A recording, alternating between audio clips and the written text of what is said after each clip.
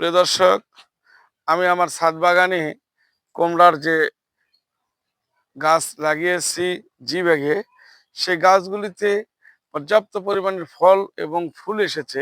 সেটা আমি আপনাদেরকে দেখানোর জন্য আজকের ভিডিওটা করতেছি। আলহামদুলিল্লাহ, খুব সুন্দর ধরেছে। এই যে দেখুন, এটা হলো ফল, ফুল থেকে ফলে পরিণত হয়েছে। আর এই যে ফুল, এটাও মোটামুটি এখন ফলে পরিণত হবে। সবকটা গাছই আমি আপনাদেরকে দেখাবো ইনশাল্লাহ।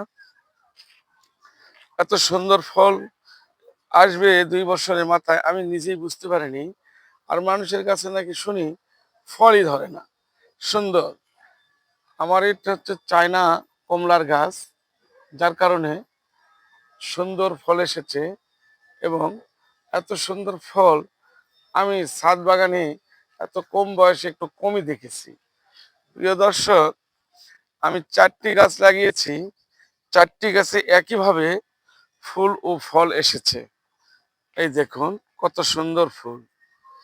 ফুলগুলি এত সুন্দর হয়েছে যে দেখলেই আর কষ্টের কথা মনে হয় না। এখানে আবার প্রচুর ফলও ধরেছে। এই যে দেখুন প্রিয় দর্শক, আমি চেষ্টা করতেছি আপনাদেরকে ফুলগুলি দেখানোর জন্য। আমি এই গাছগুলিকে কোনো প্রকারের রাসায়নিক কোনো সার ঔষধ ব্যবহার করিনি। সবগুলি শুধুমাত্র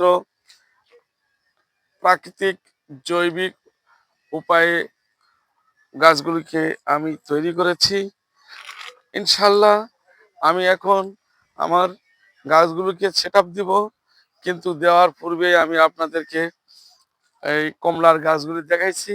এখন এর সঙ্গে আমি একটু পেয়ারার গাছ আছে 2টা, সে 2টা পেয়ারার গাছের নাম হচ্ছে মিশরি। আমি খুব ছোট ছোট গাছ নিয়ে এসেছিলাম চুয়াডাঙ্গা থেকে। তা এত সুন্দর ফল এসেছে, এত ফল নেওয়া যাবে না, কিন্তু তারপরেও ফল পর্যাপ্ত পরিমাণের এসেছে। আমি কিছু ভেঙে ফেলেছি। এই যে দেখুন দর্শক, আপনাদের জন্য আমি আজকে এই কষ্টটা করতেছি। এটা গাছ দুটার নাম হচ্ছে মিশরি ফল পেয়ারা।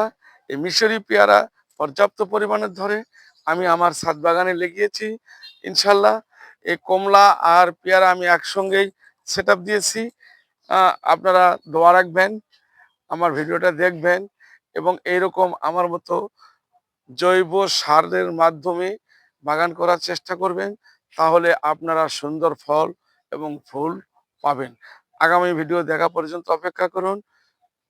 আমার ভিডিওটাকে আপনারা সাবস্ক্রাইব, কমেন্টস, লাইক এবং শেয়ার দিবেন। আল্লাহ হাফেজ।